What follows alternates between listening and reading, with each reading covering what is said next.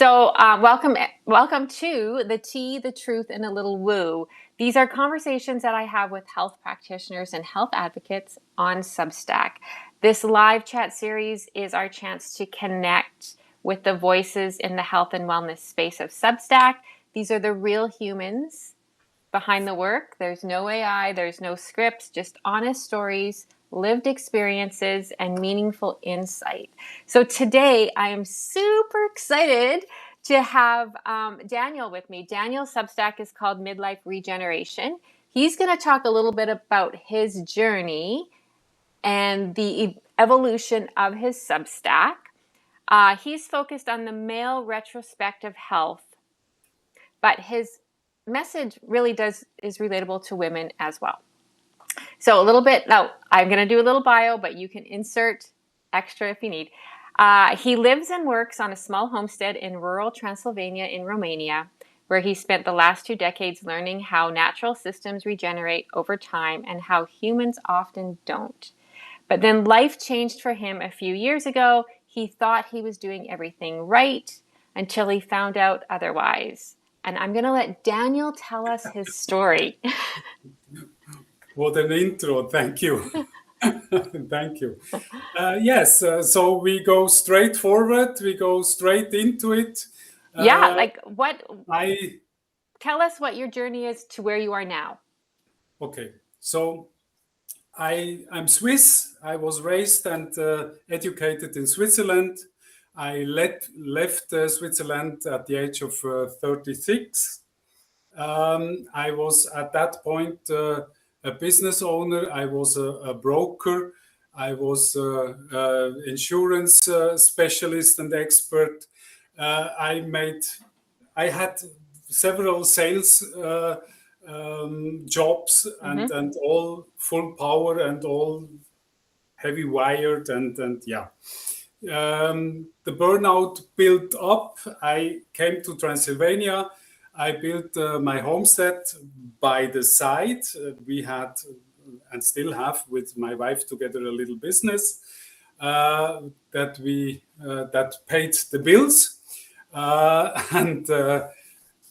Then the stress was getting a little bit louder. We had at some point 12 employees.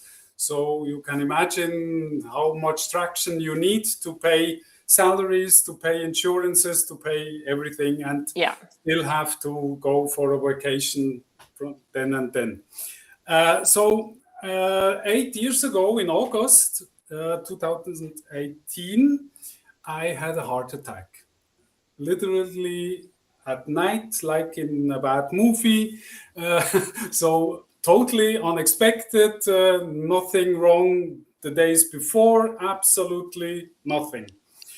And interestingly, I wake up at 2 o'clock in the morning.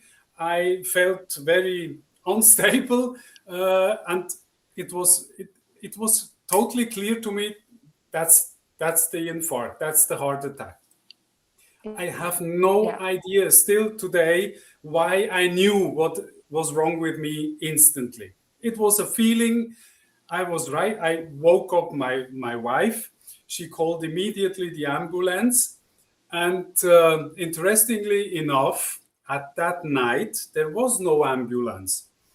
They were all already collecting people around. At the normal day, at the normal night shift on our regional hospital, which is actually the heart center of Romania in our city. Yes. With transplants, with everything on highest level. On a normal night shift, they have between 3 to 5 heart attacks. That is standard. That is business as usual every night. At that night, there were 16. Nobody has an idea why. Why? Nobody knows. It must be a very strange the energy star constellation. Was it a full moon? Was like something very, very strange. Yeah. And 6 of them didn't make it, unfortunately. We were the lucky ones because there were no ambulance. An Yes. ambulance coming from town to pick me up and to go back would have been 45, 50 minutes at least. So the guy at the 911 speaker asked my wife, can you drive? Do you have a car? Yes, of course, yeah. So bring him in. We're waiting for you. Oh. My wife drove this night. I have nightmares still today. No, that's exaggerated. But for a way which usually takes a good half an hour, she had 12 minutes. You can imagine. You can imagine how she drove. Okay, it was night. That would just give you a heart attack in its right. Yeah, today that would. Yes, that would. Indeed. So I was very, very lucky. My cardiologist told me later on that my arteries were completely closed, completely blocked, the main artery, and that usually means you have around 40 minutes. Right. And then the rest would be history. Yeah. And so I was very, very lucky. They indeed waited for me. I was immediately in surgery room. 3 hours later, I woke up in the ER bed, and my wife happy beside my bed, and everything okay. But that is the moment where the story actually starts. That is not the ending. It would be the ending if I was a normal person. And I always think of stories like this where you hear of a health event, a tragic health event, right? And you live through it. And then it's like, what is my purpose now that I've lived through this? I need to tell the story so other people don't go through the same thing. And I feel like that was sort of the awakening for you, is people need to know. That, if that is not a wake-up call, then nobody can help you. Mm-hmm. You learn from that, or you never do, and you go straight forward in the next heart attack. And the next one, as we all know, is usually the really deadly one. Yes. The chances of not surviving the second heart attack is immense. Yeah. Is huge. Yeah. So yes, of course, first weeks you have no power at all. You are completely shut down. A lot of thinking, a lot of asking yourself, why me?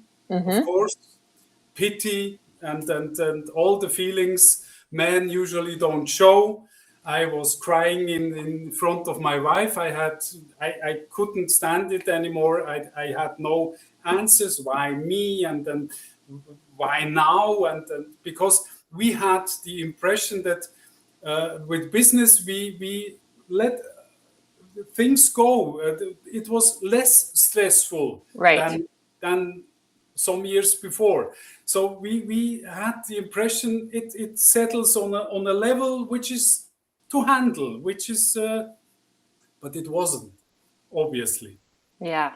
And then, I started my research. I started to learn everything about heart attacks, cardiovascular systems, diets to improve the body, everything around. And naturally, my approach is probably a little bit different because I'm completely fascinated in soil, in compost, in how to build soil. That is my main activity in our garden. Yeah. So we are not super interested to raise and grow vegetables. We are interested to improve the soil because the rest follows. Yeah. So we are not really weeding as other peoples do. We are covering the soil at every stage of the season and things like that. So my approach is a little bit more from the lens, how would nature trying to solve that problem. Right. Well, exactly. I So mean, we are all part of that exactly, ecosystem, right? especially as mammals. So it would be bad to make comparisons between insects and us. That would be the wrong approach. But mammals give you a very good lens to look at. Yes. So Yeah, that's what I absolutely. did. And first thing I observed is there is no and absolutely no wild animal obese. Ah, Point. Point made. yeah. That is the point to start. Yeah. Yeah, it makes sense. You go right back to the beginning and see Yeah, why are they, you know, exactly. not obese? Why are they, So wild animals, they live completely inside their DNA. They live exactly the life which the DNA has foreseen for them. yeah, And we are the only species who think we are better than everybody else, and we don't need to respect our DNA. yeah, And yeah. that's the point where I started. I lost 30 kilograms, around 60 pounds, and yeah, And you not did that not by like that, not like no, that. no. No, no. But you did that by just going back to nature and basics and the food that we were meant to eat. Yes, it was a process of many months. It was not instantly. There was no GLP-1s included, nothing chemical, absolutely nothing. Just changing behavior and just changing the way what I eat and when I eat, and that's about it. I try to really dig deep in our own DNA to see what is actually the way humans should eat and Right. what, Yeah. and that is what I adopted to my life, to my daily habits, and yeah. Well, So and I yeah another part to that is the stress, right? And I know you talk a lot about that in your on your platform in your Substack articles. Is that we don't understand how much that stress really um, affects our bodies, yeah right? With the weight gain, with things that we are nutritional deficiencies, you know, cravings, things like that that are become part of normal life. And once you remove that stress, it just sort of takes time for your body to come back. Like you said, it didn't happen overnight. And I think that's something that people always want now is that quick yeah fix. And so I always say to people, it didn't take you, 2 months to get into the situation that you are. It took you 20 years yeah to do that. So it's yeah. going to take some time to Yes. get back to a natural state. Yeah. So it was for me, it was a process of probably 4 or 5 years, steady with some spikes Hmm. back, not quite where I was, but it was not linear in No. no way. No, I'm not a robot. I'm not a machine. I have my cravings still today. As a Swiss, maybe I was practically raised on chocolate. And it's even worse because my dad was actually a sales manager at a chocolate fab. Okay. So every myth about Switzerland we have included in my body. Yeah. So so So that the chocolate has really become part of that DNA. Like, horribly, yes. Unfortunately, still today, that is my weak spot. weakest point. Still today, I can avoid alcohol without any problem. I can avoid many other processed foods. I don't care, Yeah. don't touch anymore. But if you put a plate with a nice dessert in front of me, I'm getting shaky knees. We all have our vices, Daniel. Like, it doesn't matter how healthy you are, there's still that one thing Exactly. that, we really just want to have. I remember, so talking to my colleague, Karen Langston, she was my first person that I had on here. As a holistic nutritionist, she said her vice is marshmallows of all things. Like, right? We all have them. Yeah. I am a chip. I love potato chips. And I think, Really? yeah, that's my thing. Okay. I'm so I'm not a sweet person. I'm more like the salty side. So yeah, that's my thing. But yeah, we all have those vices, Yeah. and that's just part of life, and we have to learn how to manage them, right? Exactly. It's a matter of managing, not trying to dominate, trying to avoid it completely.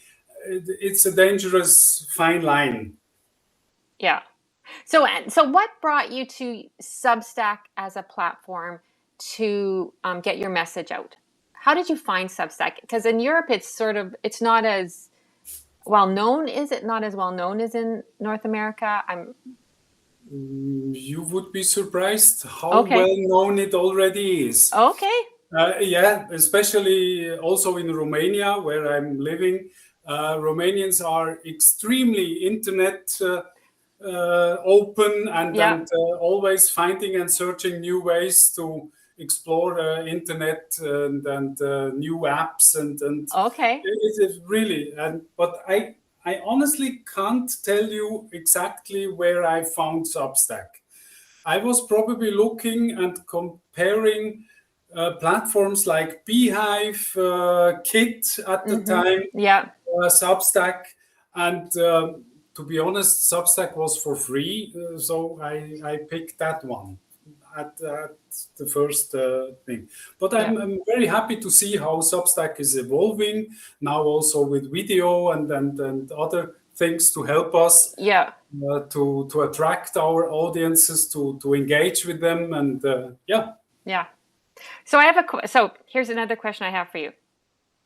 So if there's one specific like wisdom that you could tell others who you see heading in the direction that you were a few years ago, what would you tell them? Very good question. Um, it's certainly not that easy for everybody around me and who we are talking about, but the lens through how would nature handle that issue is a very interesting one. If you allow me, I make a Yeah. little example. Yes. Okay. Go right ahead. Yes, please. So everybody knows what looks a landslide. Okay, a hill Yep. landslide after heavy rains, whatever. What is the first time? What is the first thing that happens after the landslide? All the weeds popping up. Do you know Yep. why? Nature tries instantly to regreen that hole, that landslide. There is one reason for that, only one. Microbes in the soil can't resist UV.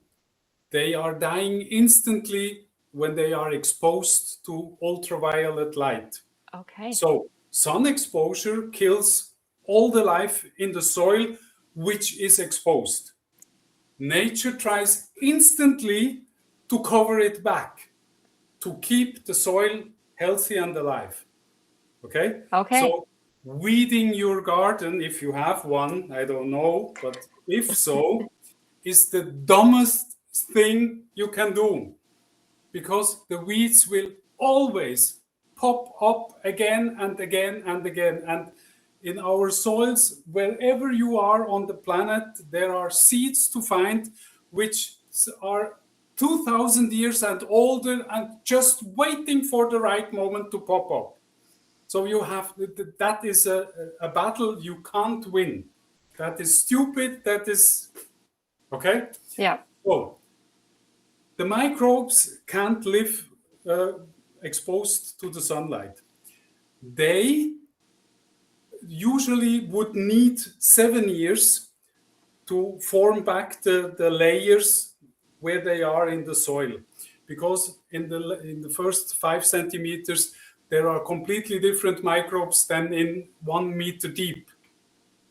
They can't just switch, and they Right. need their layers. So what they do, the microbes, they have special chemical weapons. They have chemicals which they can release, which makes the seeds germinate faster. So they are helping the seeds which are already available in the Right. soil. They help them to pop. So they help to get the protection they need. And now let's think for a second. We are the microbes. Yes. In our lives, there are also landslides or avalanches or whatever you call it, be it a burnout crisis, be it a divorce, be it you're suddenly an empty nester. Right. The mainstream media gives you a new tag. You are an empty nester. What the hell to do with that? No? Yes, So, exactly. new role, new shifts, new transitions, and you are the microbe. What should you do? There are several possibilities. You freeze and you wait until the situation is turning Right. around somehow, or you try to change everything. But that is usually not needed. That isn't the way the microbes doing it. As the example I stated before, the microbes only give the hint, they only give the nudge to make the real situation, to get the protection they need. And that is exactly what we should do too. Right. So regeneration is less about changing everything and starting from zero. It is much more about knowing what principles, what natural laws are in place. I have only to kickstart them and then step out of the way and let nature do the thing. Right. That's exactly what I tried to Yeah. do ever since. Yeah. What a great analogy to use soil and the I love it. microbes I'm as like, completely. I'm obsessed with compost. To be honest, what takes usually 2 years on a pile, I succeeded in 6 weeks.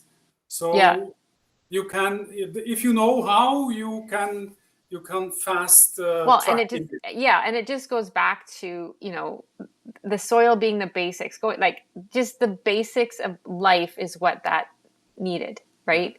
The seeds, the plants, that would regenerate it. And aren't we all ending up as soil back again Yeah, someday? yeah, yeah. That makes a lot of sense. That's a great analogy. So let's chat a little bit about our food systems. Yeah. Um, what do you see the direction of the food system in Europe being different from North America? To be honest, no. The conditions are getting worse every day for farmers, for producers. It is horrible. And as long the pharma industry is under the same cover and in bed with the medical industry, it won't change. Yeah, So the only way, really, the only way, as I see it, to really know what you have on your plate is to produce it yourself. I know.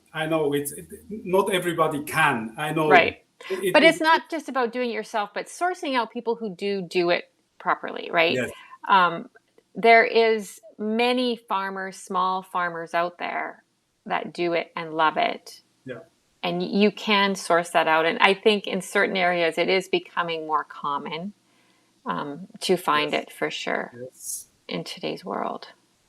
We Yeah. have a lot.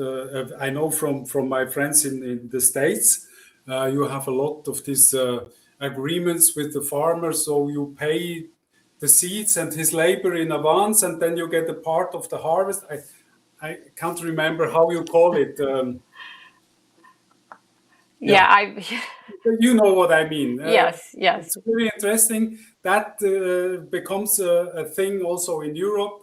It's getting more common. Well, I think it's common everywhere. Oh, just Yeah. hold on 2 seconds here. I just So. got to change something. Sorry, I have a I have a limit on my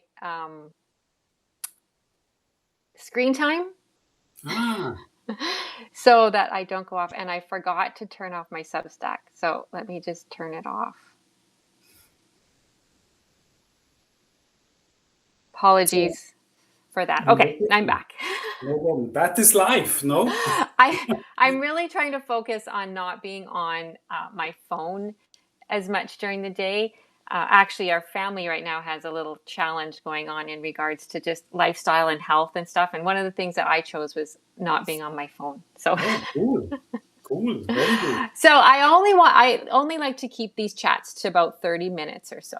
But in the end, I have a couple of rapid fire questions that I like to ask the people that Yes. I talk to. Shoot. What is your favorite book? My favorite book that will surprise you. It's from Alan Savory, Holistic Management. Oh, okay. It's completely about land. It's completely about soil, about landscapes, how to reveal and to regrowth and to put back in a healthy state of growing a completely deserted land. That is what he explores. Yeah. That was the topic of his entire career, and he made some amazing discoveries. And they are translatable into human lives. Once you understand how soil, how land reacts, you can put it with the right natural principles exactly on a human life, and Yeah. you get a lot of answers. Oh, I'm gonna have to get that book. um, what is your favorite food other than chocolate? I said, Okay, meanwhile, I became an absolute meat lover. I wasn't before. I was more of the pasta and potato guy. okay. But there is nothing better than a good piece of beef on the plate, a T-bone, something like that. Yeah, yeah. What is your favorite thing to do every day? What's the one thing that you set aside to every day that you enjoy doing? Writing my newsletter, writing my emails to my audience, because I see Substack totally as my main publication.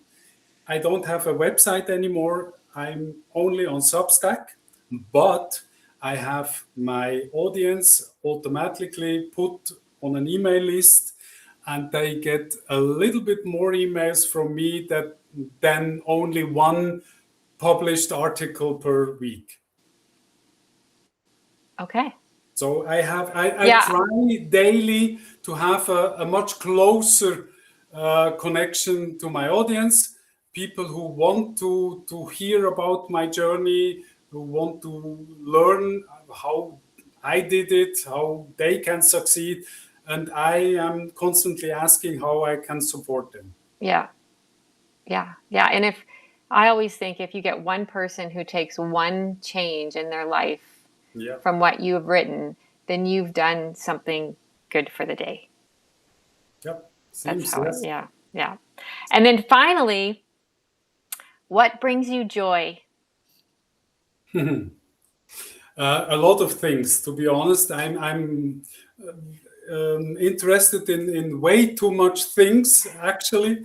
You can give me tomorrow a book about nuclear physics, and I would probably read it because if it's not written boring, then I would read it. I can find pleasure in many, many, many different topics. But when I have absolutely the choice, then I love working with animals. We have our own sheeps. Okay. We have rabbits, we have chicken and ducks and dogs, and yeah. So that is my daily pleasure, my daily walk. That is where I can oxygenate my Yep. brain and find new ideas and new angles. And Yeah, I can get that being in nature and being around the yeah, animals and just reducing that stress. I mean, even just having a dog sometimes, just laying with the dog and relaxing it, yeah, right? absolutely, Makes a absolutely. big difference for That sure. was our main motivation to move to rural Transylvania. We were both completely fed up with city life, and I couldn't stand it anymore. Every evening, coming home from business, from visiting clients, and then first half an hour searching for a parking spot, and then no, Yeah. no, no, no. So just I know it's towards the end, but did you grow up rurally or did you grow up in the city? I grew up relatively rural, Okay. not in on a farmer's house or no, nobody in our family is farming Right. or has ever farmed, but it was quite a rural, Area. yeah, area. Yeah, yeah. Exactly, yes. I just find it interesting how sometimes we want to go back to what we came from. Like I grew up as well. It was a very rural area. We didn't really have a farm, but we had enough land that we had a garden and we had fruit Yeah, trees and we had this kind of stuff. And I always just wanted to move to the city, of which I did, and created a life there and everything. And now I see myself at my age thinking, I just want to move out of the city yeah, and have some space and some quiet and some things. So it's funny how again we want to go back to the our yeah. It's a base. matter of state of mind. I think it's yeah.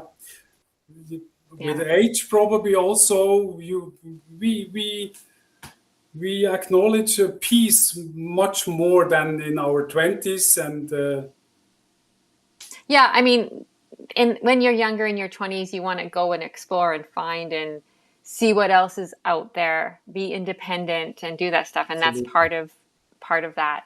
Yeah, it's interesting how, absolutely. going back to nature is I did. important. I did all the nonsense and all the weird things in my 20s. So Well, that's what fantastic. our 20s are for, Daniel. It's to Yeah, make yeah, sketchy decisions and still live through it. And the good thing is that it was before social media, so no one gets to see exactly. Oh my God, you're right. That's a good point. it. Yeah. Yeah. Yes. So, anyhow, as we end here, I just want to thank you so much for joining me today and telling us your story. Um, I, I'm sure it resonates with so many people, and I hope it goes further and you help so many more people out there. So, Thank you so much for having me. thank you. And if you allow me just a second, because I have a little gift for your audience, for Oh, okay. listeners here. If you joined today in this live, and if you subscribe to my publication, you will get the only and most unique midlife report you have seen, because I spent the last around 2 months to not only find but also to study all the different facts and studies available about midlife, what it Mm-hmm. really means, what it really means for men, especially because it is not about the affair, it's not about the girl 30 years younger, It's and not it's about not the about the Corvette. Porsche. It's not about the Porsche either. Uh, there are many, many, many other issues and little problems in place, and all are solvable by knowing what part of nature is not in place where it should be, or is completely violated or neglected. And 80 pages full of facts, everything straight from science and from the books, and have pleasure with it. Okay, that sounds... It's yours when you are subscribing. Subscribe. It comes directly with the welcome email. No download, nothing needed. Okay, that sounds like people should be subscribing to get that. I hope. Yes, hopefully. Perfect. Well, thank you. Enjoy the rest of your evening Thank and into you. the weekend. You the rest of your day. Okay, thank you so Where much. are you now? In Texas or Canada or where? I'm in Texas right now, You're in actually. Texas. So 3 years ago, my husband and I moved down to Texas Okay. for a little empty nest adventure. He got transferred for work, and we thought, our kids are older, why don't we come down here for a bit? Super cool. So we are currently stationed in Fort Worth, Texas. Okay. But today I'm coming from you from our hotel room in San Antonio. Yeah. So the good thing is that I am not like technically employed down in the US. So I do get to travel with my husband when he travels. Super. And so Nice. we do some extra traveling when he travels for work. Then we do some of our own off of that. So Seems a perfect life. it is. I cannot complain. I do have a good life. Cool. And it's good. Super. It But we was still a get real- back to Canada like 3 to 4 times a year, of course, because our kids are there. So Okay. Yeah. Good. It was a real pleasure to get to know you a little bit better, to speak with you, and thanks a lot again for the invitation. yes, Really of course, it was appreciate my pleasure to have you on, Daniel. And Thank you. maybe we can do another one and we can talk about something different. Next time you will be my guest. Okay. Okay. Sounds good. Okay. Thank you, everyone, you and so have a much. good day. Okay. Have a good Bye day. now. Bye. Thank you. Bye bye.